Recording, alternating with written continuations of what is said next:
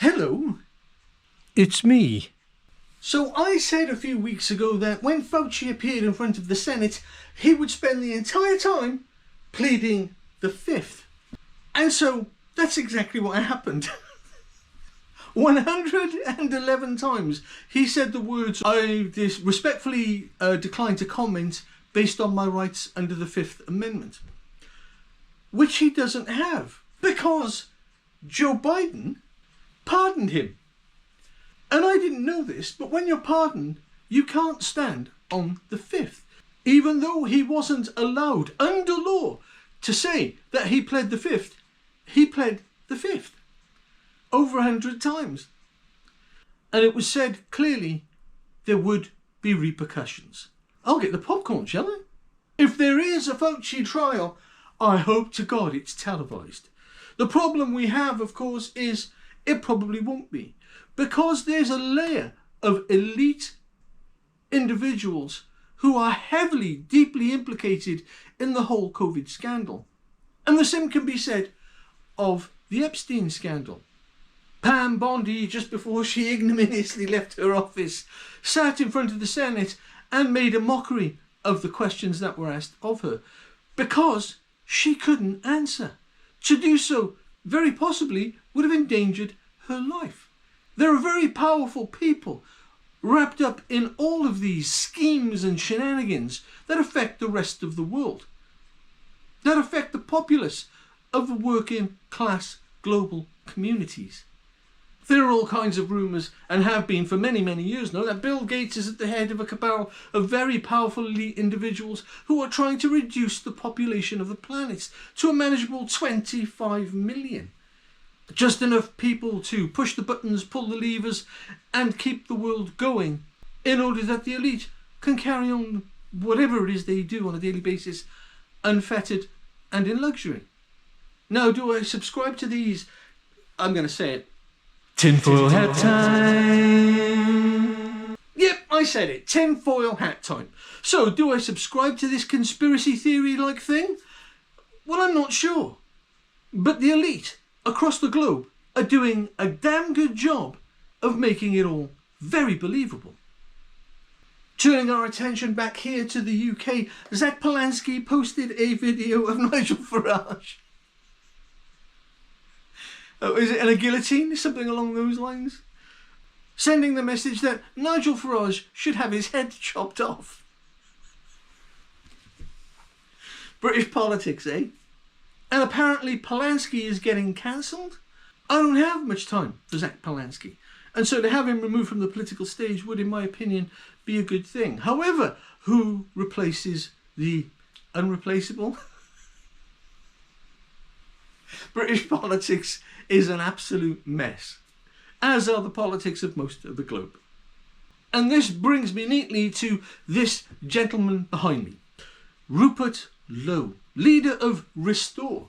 And the video that you're currently watching is a public message directly to Nigel Farage, saying, let's get together, let's start working, let's band together in a politically right coalition to stop a left political landslide at the next general election.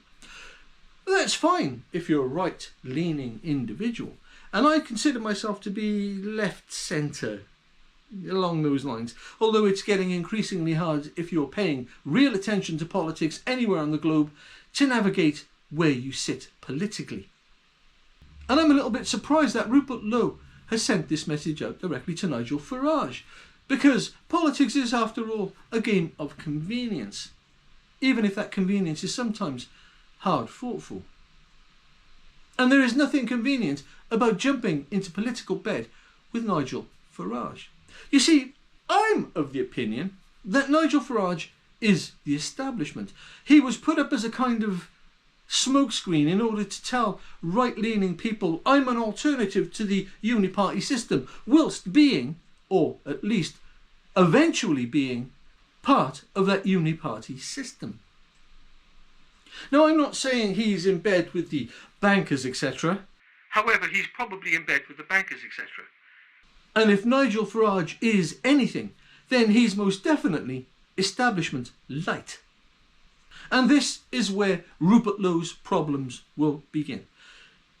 If he does throw in with Nigel Farage, or he's asking Nigel Farage to throw in with him, nuance in these instances is after all important, then Rupert Lowe will eventually find himself at the centre of a shit show.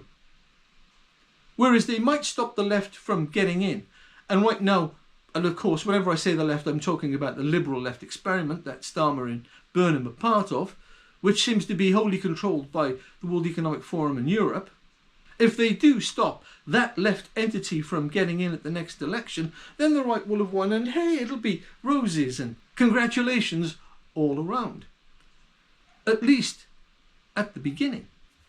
Because Rupert Lowe has some quite serious policies that he would like to enact here in the UK when he gets into power. And it's my opinion that these policies aren't policies that, even though Nigel Farage has talked a big game on, at a deep level, he's not entirely comfortable with. And this goes back to my comment just a moment ago of him being a bit of a smokescreen politically for the right.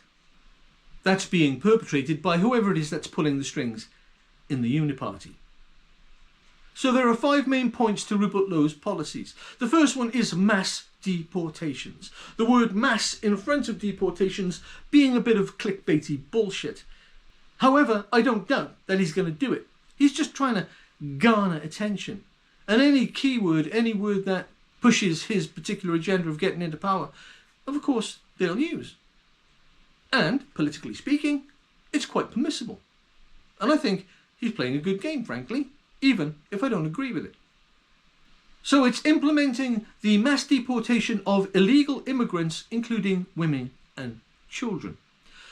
Now, this is a difficult one for me because we've seen previously how a good, clear instruction has within it all kinds of hidden agendas and political perversions, can be bent and broken in order to end up in some weird fascist no man's land. And so on the face of it, I agree. And it makes total sense. Deport everyone in the UK who is illegal. However, the lefty in me unapologetically says, do we have to do the women and children if they want to stay? And of course, the truth of the matter is, we do. Because if what Rupert Lowe says about the cultural expansion, Sharia laws, etc. here in the UK is right, then these women and children who we allow to stay could conceivably end up promoting, at some point in the future, the very thing that we're trying to curtail now. This, I have to admit, is difficult for me. But I can also see the necessity in Rupert Lowe's policy. So the next point is cultural restrictions.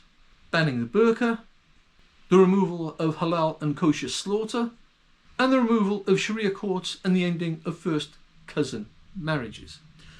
Now, on the face of it, I agree with this.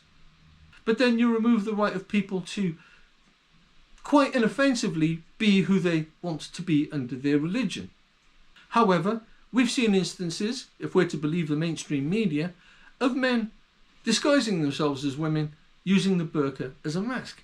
That is unacceptable. How we walk these fine lines? Well, time will tell, I suppose. Halal and kosher slaughter is for me a bit of a sort of soft point, really. If you're going to kill an animal to eat it, and I am a meat eater, then it should be done in the most painless and humane way. And I don't care about religion or cultural tradition. If an animal is killed in a way that causes them pain and suffering, then I'm against it. The whole question of Sharia laws is, in my opinion, a no-brainer. We shouldn't have a system of law running parallel with our own. The laws of the land that you go to should be adhered to wherever you go on the planet. If I travel to another country, I am aware that I am subject to the laws in that country. And that's fine. Sharia courts here in the UK are, I think, a recipe for disaster. They're a poison, and they risk much in the pursuit of life and liberty under a British system of law which, under the liberal left, is only just managing to hold on to its senses. First cousin marriages, Yeah, no. The next point is the death penalty and holding a referendum on whether or not we should reinstate the death penalty. Do you know what? The death penalty is a kind of social onanism. When somebody commits a crime of such drastic proportions, it's always easy to say, string them up, hang them, they should be hanged. And I'd be guilty of that myself. It's a natural human reaction to people who commit the worst of crimes, especially where children are concerned. Get rid of them. They're a stain on the earth. We don't need them here. However, when that person has been legally executed, there appears to be a tendency by some groups of people to start looking immediately for the next legal execution victim. And I just think killing people is not good for the soul of humanity. And that's all I'm going to say on that. Which brings us to economic cuts. Enacting deep welfare cuts in order to foster a more self-sufficient Britain. And on the face of it, you would also think, great. But it's always people who've done well in life, who have worked hard, and I don't doubt that Rupert Lowe has worked hard, who seem to think that everybody can just work hard. Pull your bootstraps up. Get on your bike. For some people, that just isn't possible. And this is a point where I would disagree with Rupert Lowe. I think in a healthy modern society, there has to be a balance of the welfare state against incentive. And I'm not saying it's an easy thing. We've been flogging this horse for quite some time, and smarter men and women than me still haven't managed to square that circle. And for me, at least, all these deep welfare cuts that Rupert Lowe speaks of will do nothing more than push many people who are just unable to look after themselves into deep and grinding poverty, which will show on the streets of the UK. And his last point is, for me, one that I didn't expect. Tory exclusion. Banning Conservative ministers from serving in any future joint cabinet. And this brings me back to my initial point of establishment cuckoos being placed throughout British politics. People who are less interested in being a politician for the British people because they've been captured by private interests, and that's who they work for. And this is what Rupert Lowe is trying to avoid. And yet, he's asked Nigel Farage, who, as I've said and made clear in previous videos, is establishment light. So he either doesn't see what I see or what I suspect, or Rupert Lowe is a much more canny politician than I give him credit for. And I can see a point down the line when the right has won, and that kind of fills me with fear, I have to be honest, that Rupert Lowe will take control of these coalesced parties and start ruling with a more iron rod. The last few years here in the UK has seen the left taken over. It's been perverted and bent into a shape that traditional lefties like myself don't recognise. This liberal left experiment had two things that it absolutely had to do.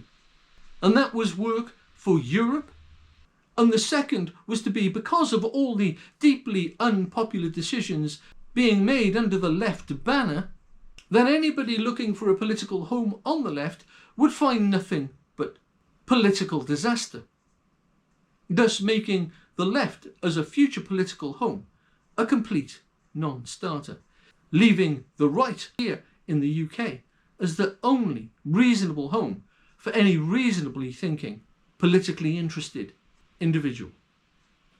Do let me know what you think in the comments below. Do like, subscribe and share, it really would help the channel.